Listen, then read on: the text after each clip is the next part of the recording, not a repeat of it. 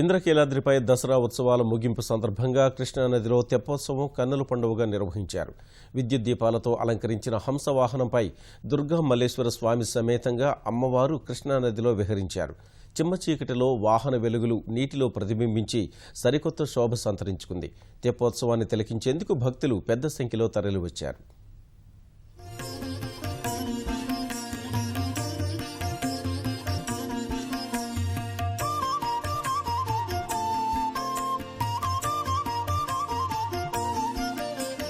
जयन्ती मंगला काली भद्रकाली कपालिनी दुर्गा क्षमा शिवा धात्री स्वाहा स्वदा नमोस्तुते। ఇంద్రకీలాద్రిపై 11 రోజుల పాటు జరిగిన దసరా ఉత్సవాలు ఒక ఎత్తైతే చివరి రోజు జరిగిన తెప్పోత్సవం మరో ఎత్తు. కొండపై కొలువై భక్తుల కోర్కెలు తీర్చే దుర్గమ్మ కొండ దిగి భక్తుల చెంతకు చేరే అద్భుత సన్నివేశమే తెప్పోత్సవం. తొలుత దుర్గా మల్లేశ్వర సమేత అమ్మవారిని ఊరేగింపుగా కృష్ణా తీరానికి తీసుకొచ్చారు. వేల మంది భక్తుల కోలాహలం నడుమ అర్జున వీధి నుంచి దుర్గా ఘాట్కు అమ్మవారి ఊరేగింపు కొనసాగింది.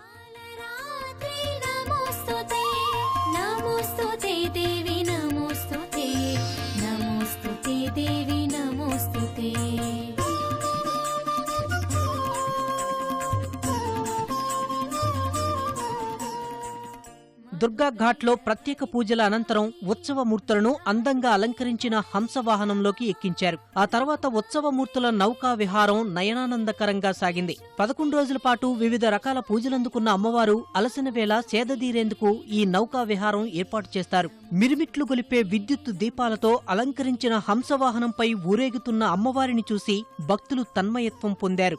జై దుర్గా భవానీ నామస్మరణతో కృష్ణా తీరం మారుమోగింది. వేలాదిగా తరలివచ్చిన భక్తులతో కృష్ణా తీరంలో సందడి వాతావరణం నెలకొంది.